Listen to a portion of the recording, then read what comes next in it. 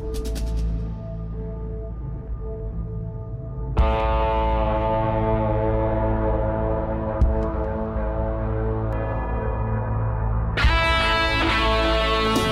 force.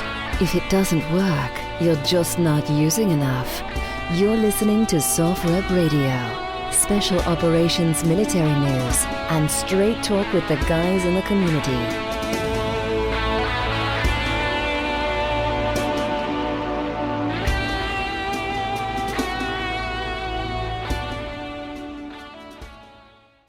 Hi, and welcome to another awesome episode of SOFREP Radio. I am your glorious host, Rad, and for those of you that are just joining us, well, welcome. Congratulations on finding us. We are on all major platforms, including SOFREP.com. And to those of you who have just always emailed me, generals, sergeants, privates, everybody that's around the world, people who are like, hey, Rad, you really keep going. Thank you for continually to be on the show and listen and keep the fireplace going by picking up the merch at our merch store, right? SOFREP.com/merch. We got merch, it's all got SOFREP on it. There's new stuff coming out. You can get Brandon Webb's logo on your chest and walk around like a Superman.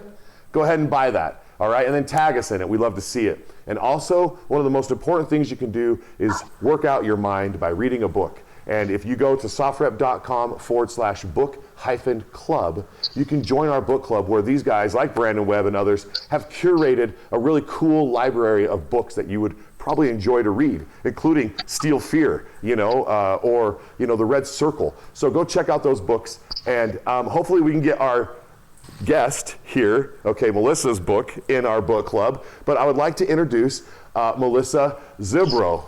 And I've been practicing your name. You practiced Ziobro. so much. Ziobro. We're going to say it. The rock star Melissa, welcome to our show. You just said the rock star. I like that you introduced yourself as your glorious host. I think I'm just going to walk into the classroom every time now and be like, this is your glorious professor. I'm here. We all know why we're here. You know what I'm saying, Professor? It's like when you go to the gym. You know you're there to put your effort in. And the coach is like, we all know it hurts. That's why you're here. You're here to go to the gym and go into class, Professor. Yes, that is like the gym for sure, and that's cool that you're also a professor. And so let me just introduce Melissa a little bit and humbly say that Melissa is the director of public history at Monmouth University in West Long Branch, New Jersey, where her classes include the Vietnam War. She also serves as the curator of the campus of Bruce Springsteen Archives and Center for American Music. She is the author of Fort Monmouth, the U.S. Army's House of Magic, and a former trustee of the New Jersey Vietnam Veterans Memorial Foundation in Homedale, New Jersey. Okay, very cool. I'm sure there's a lot more going on with you than just what's on that little bio. Okay, so let me ask you something. What is the U.S. Army's House of Magic what is the House of Magic? Yeah. So I started my career as a historian 21 years ago in the Historical Office for the United States Army Communications Electronics Command at a military base here in central Jersey known as Fort Monmouth. So Fort Monmouth, started as a Signal Corps camp during World War I, and it was open all the way through 2011 when it was supporting operations in Iraq and Afghanistan. So the Army ultimately closed Fort Monmouth during a base realignment and closure round, but the innovations that came out of the base not only saved lives on the battlefield, changed the way we all live. From early satellite technology, early computing technology, early cell phone technologies, Morse code? Yep, absolutely. Early radios, some of the first things they were testing during the World War I era were air-to-ground radios. So in any event, the Army closed that base, but Netflix is getting ready to move in, and since there's all this attention on the site, I did this book with Brooke Casemate Press, and wanted to make sure everybody remembers all the cool things that happened there. And then, is that how you got hooked on the story of the Vietnam? So what we're going to talk about is, Battling Bastards of Bravo, and I think it's the first of the 506th. Oh yeah, you have the book. Okay, the Battlin Bastards of Bravo, the first of the 506th, the 101st Airborne in Vietnam. And I mean, the stories that you were able to capture were either from them or from their buddies that they were willing to talk to, because such a shell-shocking, traumatic experience that no one else would ever understand. I could only say that, like, no one else would ever understand what it's like to be in the same trenches with each other, seeing whatever hell that they, quote, is on Earth, which is there in Vietnam, right? And so, tell us what inspired you to bring this. So I started my career, as I just noted, as a military historian, and, then moved into teaching full-time before becoming a curator of the Springsteen archives, which is a whole nother story. But in any event, I am just so passionate about documenting and then sharing the experiences of our veterans and active duty military personnel. I don't have to tell you, less than 1% of the population serves today. I can walk in a classroom and have students who they certainly haven't served, and many of them don't even have a veteran in their family, right? So no matter what my day job is, it's always going to be very important to me that I look for ways to document and to share veteran stories. I've done, several hundred oral history interviews over the course of my career, most of them with active duty military or veterans. So with this book specifically, I just happened to meet the gentleman who wrote the foreword to the book, Lieutenant Colonel Tarleton. Yeah. We met in a totally unrelated project that I was working on, and he was like, "Hey, I like you. You should write a book about my unit." I can't say no to a good story. Can't say no to a vet, and so it kind of just went from there. This particular unit, so Bravo Company, started doing reunions a few years ago, and out of the reunions came what they call the journal. It's like this internal history that they wrote for themselves, painstakingly researched. I mean, it's really beautiful. So they had that, but that was just something that was internal. Jim wanted to do something that would get these stories before the widest possible audience. And so, he connected with me. I brought it to Casemate, who had just published my Fort Monmouth book, and we went from there. And now we're here to the world. I tell the guys that, and I'll tell anybody who asks me, I'm just their secretary, right? They had their story. It's their stories, right? Sure. They don't need me meddling in them. I was there to collect the stories, to lightly edit the stories, and then to deal with the publisher, right? But it's all them. And the stories are just harrowing and inspiring and sometimes funny. It's all the guys. Your story of their stories is your story, right? Okay. And so the way that you put them together and, present that does become some ownership. You have to have some, connection to, what they talk about, in their book and the tales that they have to tell, like, being 18 years old and just saying that this is hell on earth. And it's incredible because I deal with 18-year-olds every day. Right. In the What could they say? and they're like, "Oh my God, I have 2 papers due Friday. Yeah. How will I manage?" And that's okay, right? Stress is relative. There are stresses in civilian life, here in New Jersey. But to see that juxtaposition, right, of my students, and then to think what we asked of the men that we sent to Vietnam is really mind-boggling. And I think it's so very important that those who don't have any experience with the military understand what you're truly asking of someone when you ask them to deploy, to go to war. I think it's important that everybody have an understanding of what we're actually asking of our men and women in uniform. And I love that. And, the book should bring that out, because it's just going to be exactly, what the guys went through is Vietnam. And is this something that I meet a lot of authors, okay? A lot of cool people that write a lot of cool books and dig deep and everything, and some of them turn into TV series, some of them turn into some type of a movie, is that something that you guys are looking at to help expand on their story and just put it out there? Is this something that's being talked about? I just said Netflix was coming to town, right? Maybe they'll be interested. I don't know. It would. We love Netflix. Let's just say we love Netflix. Okay. Thanks for buying Powder Mountain in Utah, Netflix. Good job. It would be completely up to the guys. Again, I want them to feel ownership over this project at all times. I worked with them, so there's 26 Stories Told, and then 1 Gold Star Family. I worked with them every step of the way. So they got to see the edits and make sure they were comfortable. They got to see the photos that were being used. Like there's this term shared authority that we use in the public history sector. And it was very, very important to me that I not exploit them in any way throughout this process, because I wanted to get a book done. It's not about me getting a book done. It's about them. And so, if somebody comes up with an offer to turn this into a series or something, it'll be up to all of these guys to decide collectively. And then they would probably say to their secretary, very kindly. So Secretary Melissa. Let me read something here real quick. Let's see if this makes some sense to my listeners. So to describe a little bit about this book, most are either written by unit members or told by Ziobro. If the veteran was uncomfortable speaking to an outsider, he was interviewed by another unit member. There was a little editing just to save some face in the book for most stories, but however, the individual voice of each veteran is clearly heard. And these are quotes and praises about your book already. This here says, the Battlin Bastards of B Company, 1st Battalion, 506 Infantry Regiment, 101st Airborne Division, fought daily against a well-trained and determined enemy during their tours in Vietnam, 1968 through 71.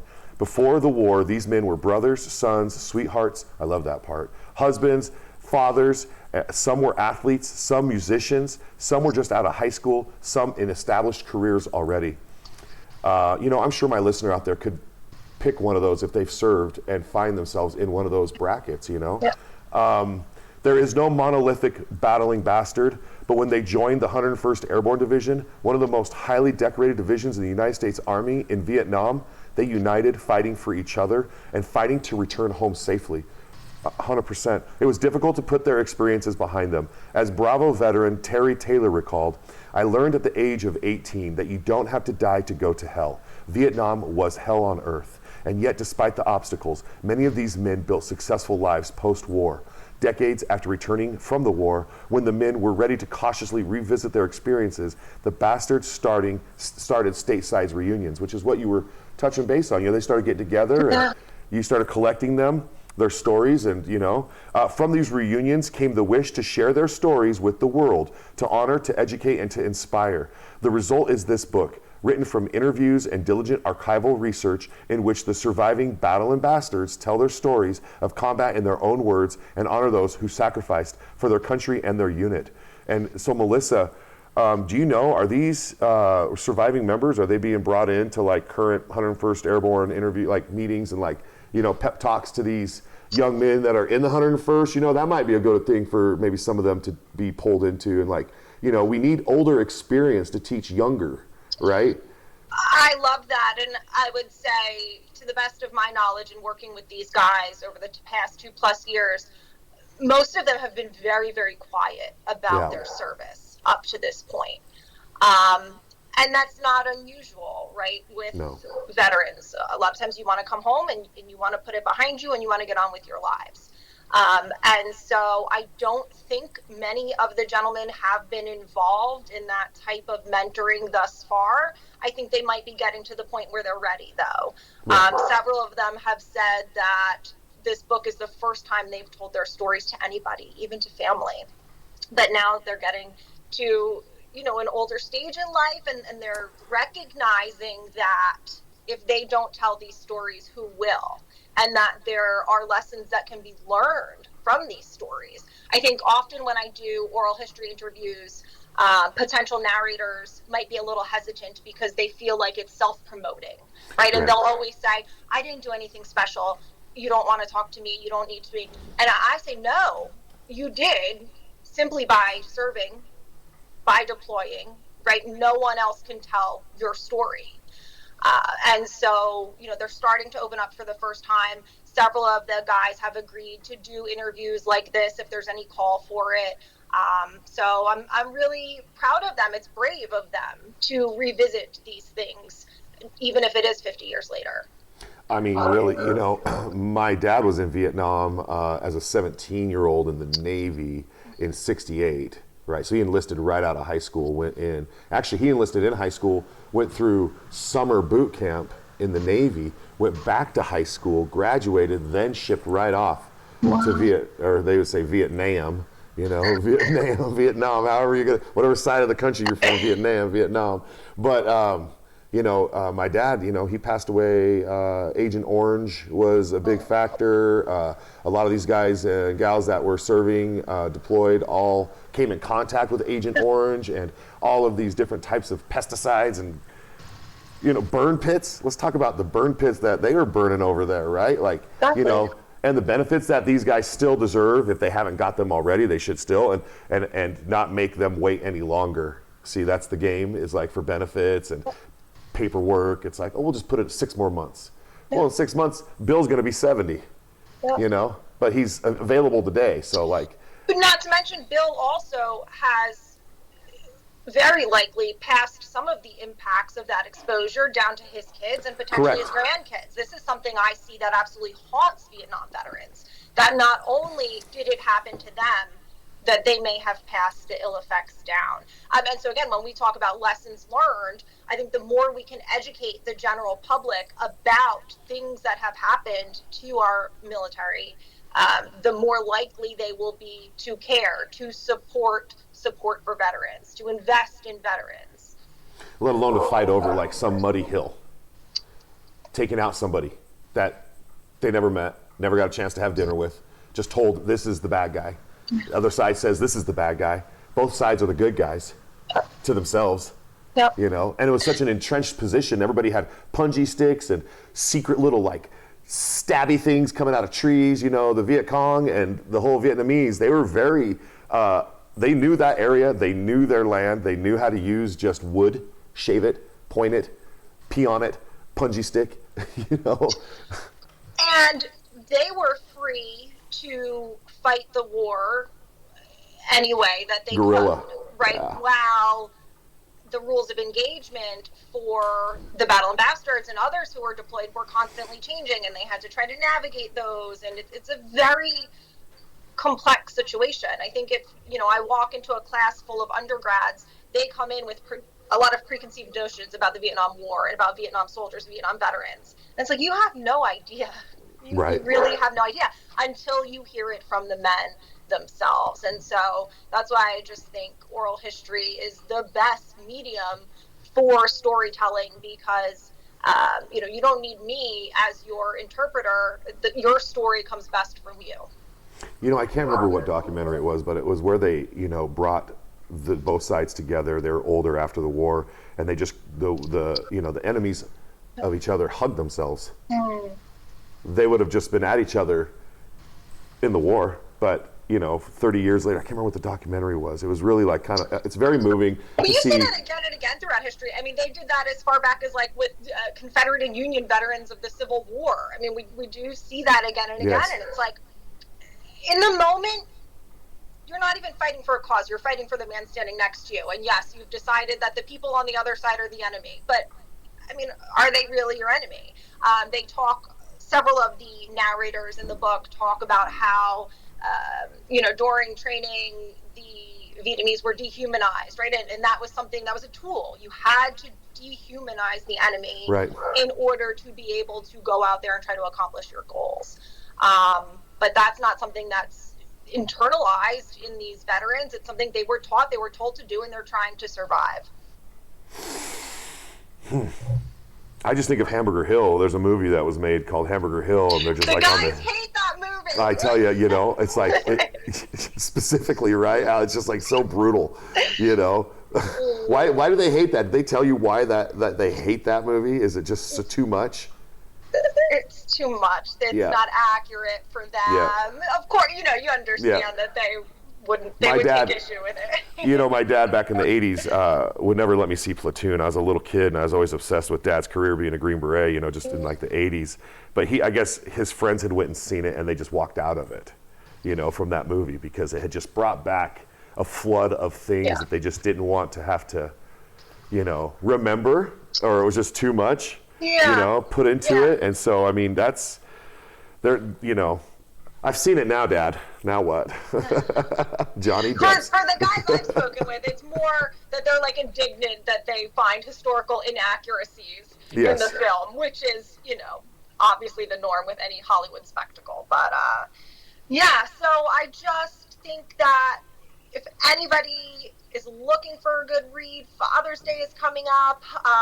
It is a good read for a good cause, because as I've noted, I am donating my royalties. Not that there's much to be made for a no-name author like me, but I am donating my royalties to the Vietnam Veterans Memorial Fund, because I don't want to make any money off of, again, their stories or the pain that they're discussing here. So, whatever money we raise from the book will go back to veterans' causes. That's very generous of you to capture their stories and to bind them together and to put them out there, and like they're archived and, immortalized as long as we're around on this earth, publications and this conversation, and just talking about it just brings more awareness, because maybe somebody doesn't listen to it this next week or 3 weeks from now. But the cool thing about our episode here is whoever's listening to us right now is being made aware of, the Battlin Bastards of Bravo. And I think these stories repeat themselves again and again and again, right? We happen to tell 27 stories here, and we're just scratching the surface. I discuss in the introductory remarks to the book, like, why this unit? Why not every unit? Like, that would be my goal. Look at the work, for example, of the Library of Congress Veterans History Project. They actively try to capture oral histories with as many veterans as humanly possible, because every single one of those stories is important, is unique, and should be told. So, if anybody has a love of veterans and wants to do some interviewing, get out there, find your local veterans group and do the next book about them. Because I guess what you're saying is war has DNA, and each one of them is a piece of that DNA that can complete the whole position or the whole concept of what we just witnessed or lived through. And if one of them doesn't get that story out there, then someone's DNA can't connect to that DNA. So it's like they need to tell their story. I don't know. I'm just seeing it in this really kind of like, And it's like, whose story gets to be told? It shouldn't just be your 4-star generals. Right. Right? The ones who are going to have, like, mass market, huge biographies written about them, or who are going to have buildings named after them. Right? Right, exactly. Okay, they're fine, not to take anything away from them, but these grunts, as the guys would call themselves, their stories are just as, if not more important in my eyes, because they were the ones on the ground actually having to execute these missions that they're being tasked with. And live there and deal with it, and, and every single thing that goes along with, what are we here for again? Why is this why are we still here? Has this been resolved back home? Who's wagging this dog? Absolutely. Okay. Absolutely. And, does the 4-star general know what it's like to be in the field drinking the water that still tastes like, fuel, because they didn't clean out the tanks properly? Wow. Do they know what it's like to be in the field and scraping the mold off the brownies your girlfriend sent you because you're just still so happy to eat the brownies? And I could go on and on with these examples, but I think that... Just eat the mold, man. Go with it. Eat the brownies. I'm going to call and tell him that. Rad said, just eat the mold, you baby. Yeah, just eat it. Just eat the whole thing. She sent you brownies from the States in the 60s, man. Just eat them. So, I think there's great value there. And so from...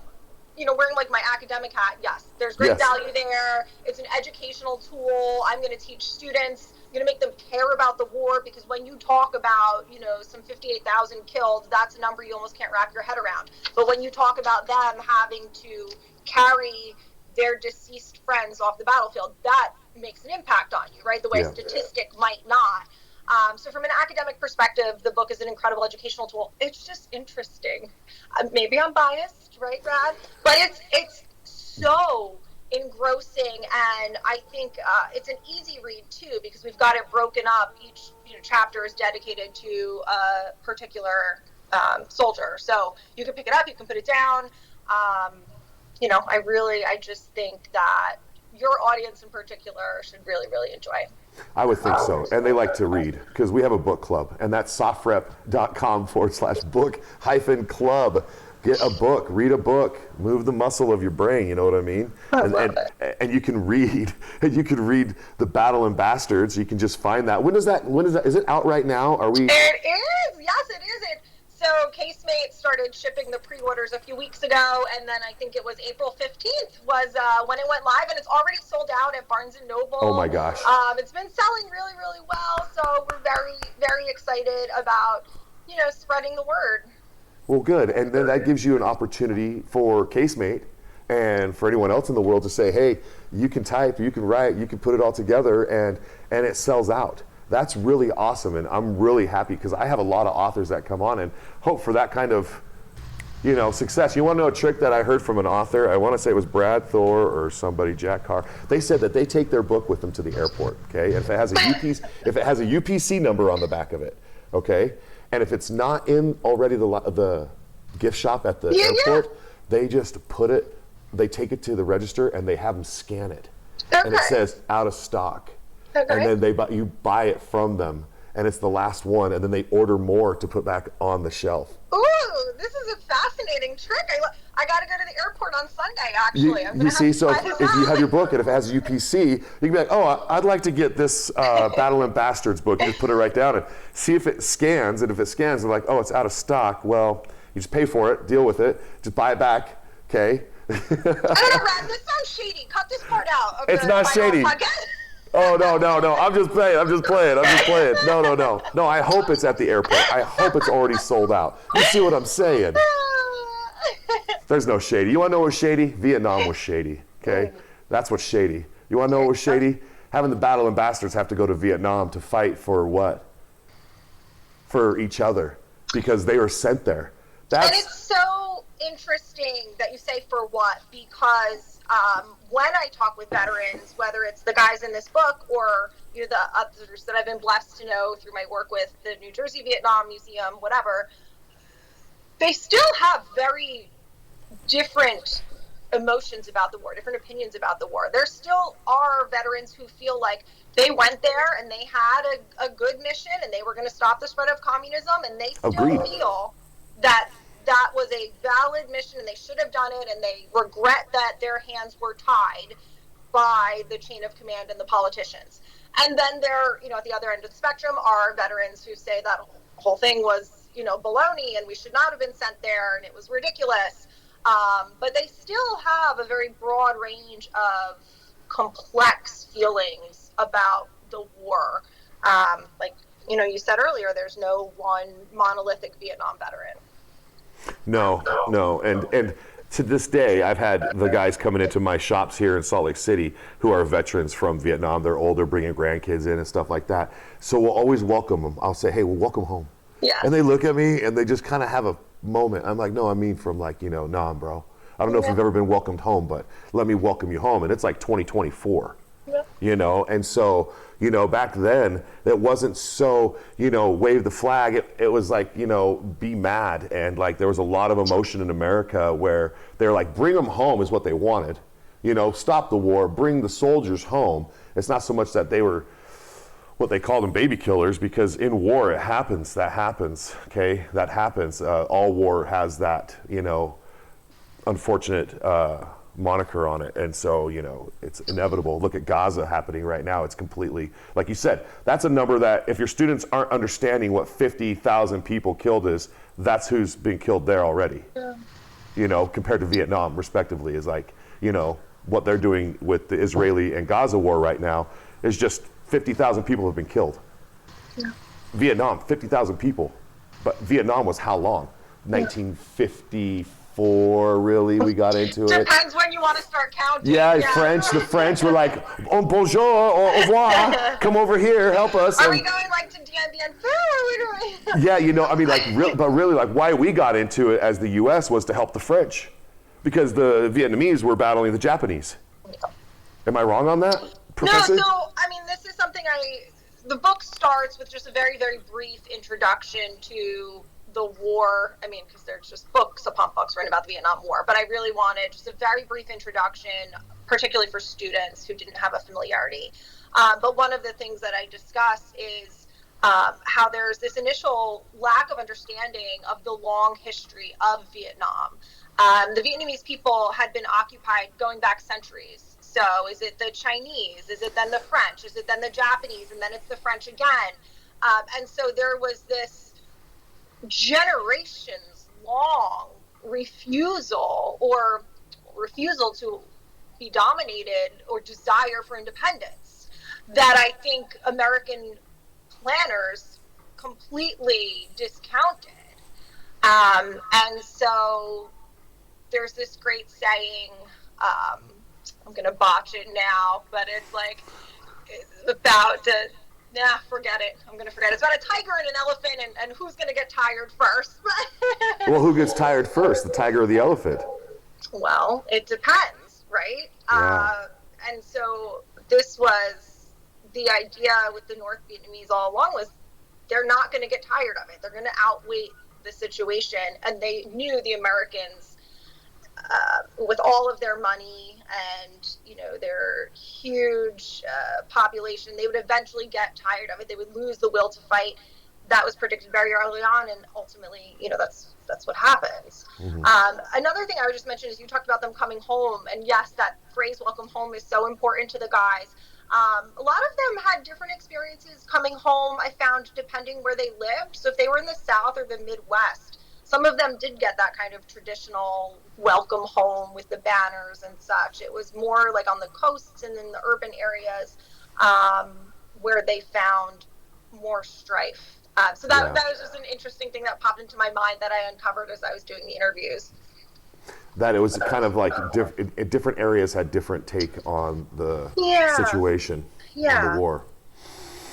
It's crazy. Yeah, my dad said that, he attributed the fact of their nutrition was one factor why the U.S. was able to gain, that he felt like he fought, and like they fought well and et cetera until they were told not to fight otherwise. Yeah. And so he just attributed that they were able to overcome, the enemy based on the diet, because they had meat supplied and the U.S. had that kind of ration, whereas, the Vietnamese would eat just really a rice diet and like a vegetable diet.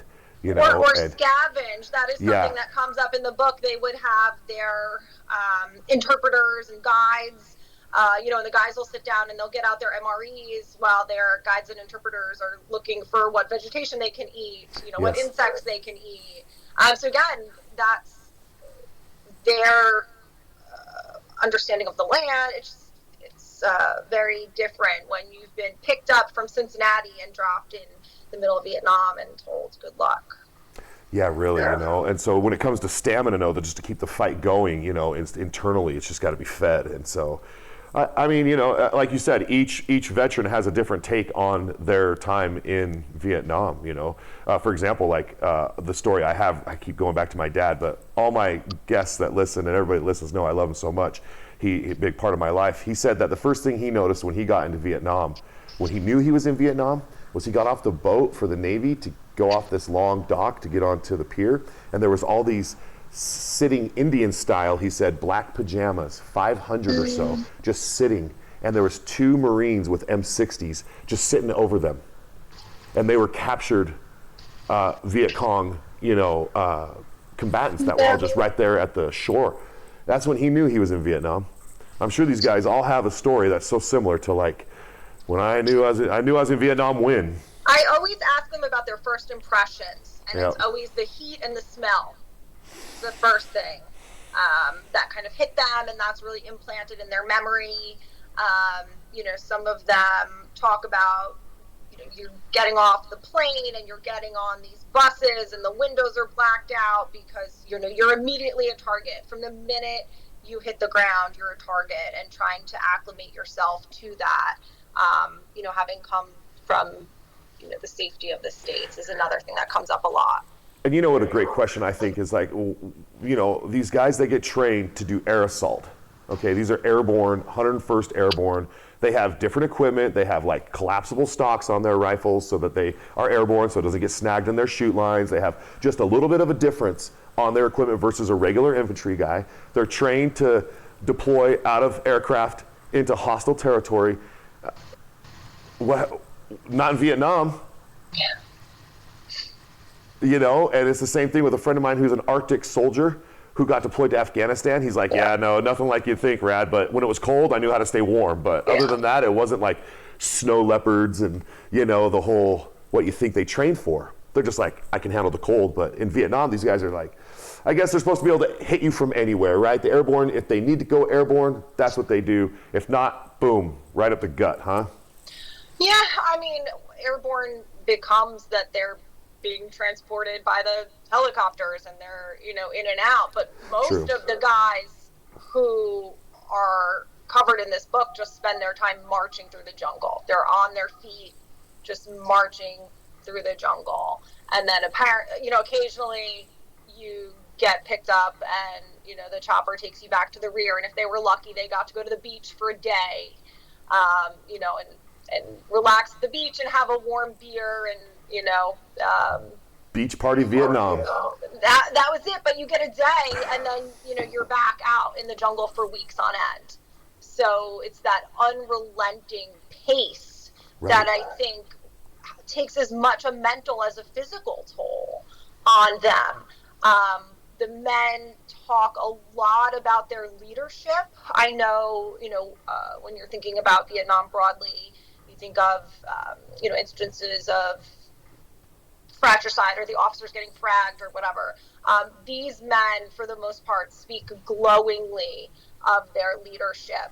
And I think that was really unique and is perhaps what kept them bonded for so long. They just believed in who was taking them in because they also went. And so they're like, let's go. Well, Melissa's our boss, and Melissa's taught us this whole time, and Melissa's getting off with us off the aircraft, and you may be the lieutenant, Melissa, but we're going to follow what lieutenant says to make sure we all come back, because she's trying to make sure we're coming back. I'm using you as an example, by the way. Yeah, no, they did. Particularly, there's this one officer whose call sign is Viking. I don't want to give too much away. Everybody's got to read the book, right? But they all adore Viking. That is something that comes across, and the reason is that they trust him, and he is never going to ask them to do anything that he himself won't do. And so he's a great character who we didn't get to interview him for the story, but he's ever present in the book because almost every man talks about how much they loved and trusted him. And I think that's a great case study in how to be an effective leader and what it really means to display leadership under the most trying of circumstances. It's incredible. Okay, Battling Bastards, it's out right now. And I would have to imagine, okay, I read in your, breakdown that you also are at the Bruce Springsteen music, establishment there. Sorry, it's not right in front of me. I'm going off of what I just read, and I think it's so cool. So are you still involved in Bruce Springsteen's, the music? Is it a library? Yeah, so this book was just like a side project for me. Like I said, I start my career as a historian working for the Army, a Department of the Army civilian historian. And then when the base I worked at closed, I came to this Monmouth University and was teaching full-time for many years.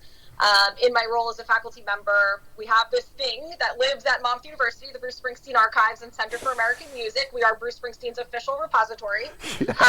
So I would teach a museums class, or I would teach an archives class, and we would do projects with this Springsteen Archives. So they are getting ready to build a 30,000 square foot music museum here on our campus. So they pulled me over to serve as the curator and help, get the museum ready to open.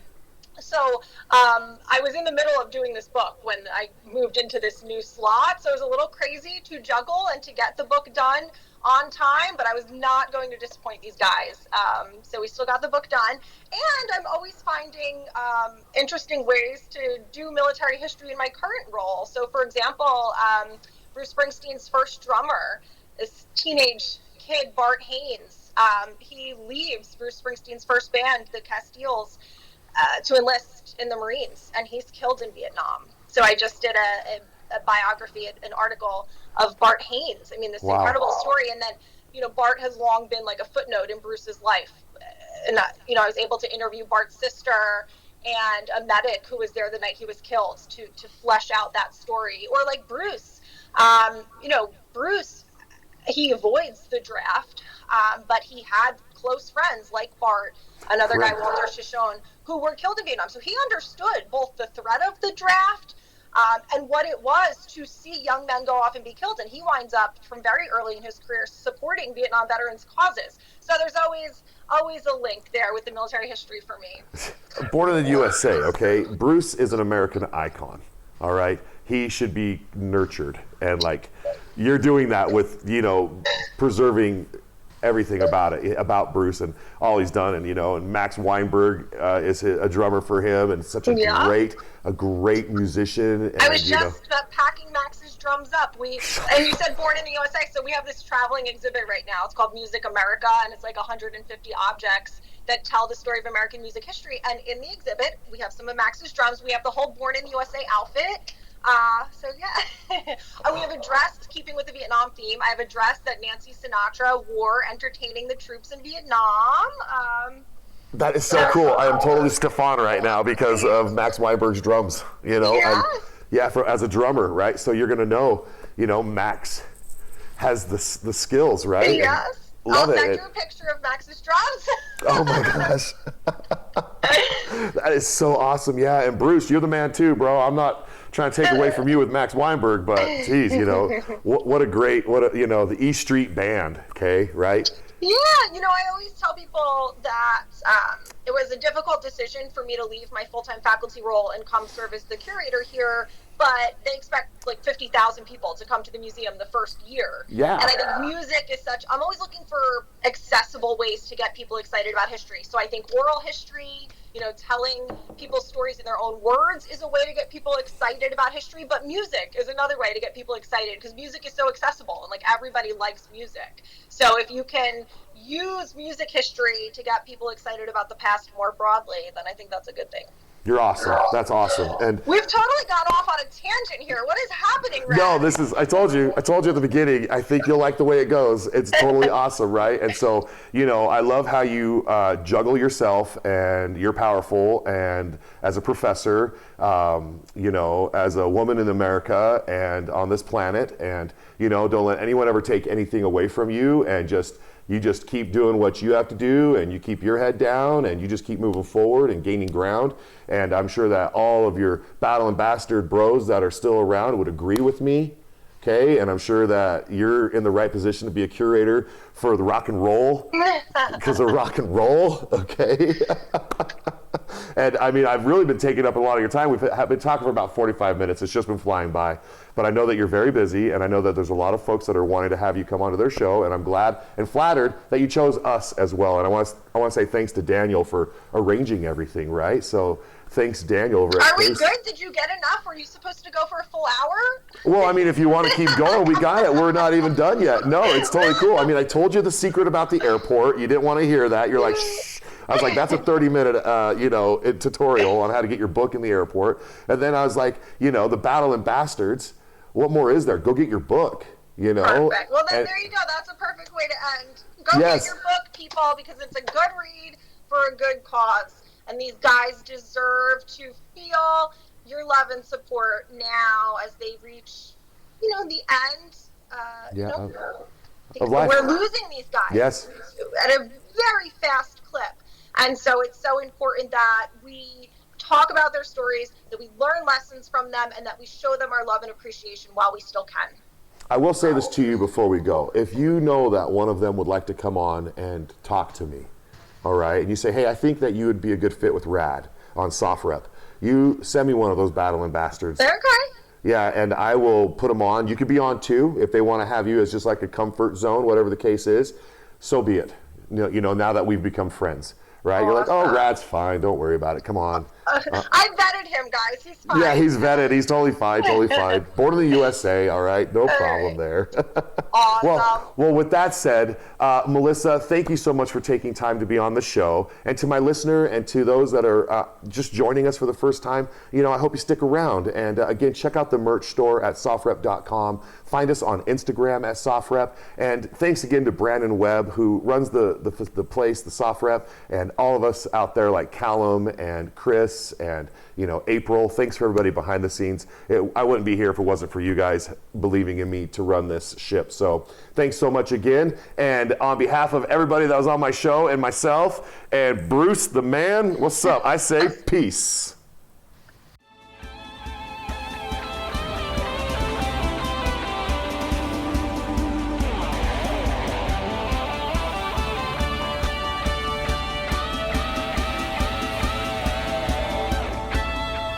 You've been listening to SOFREP Radio.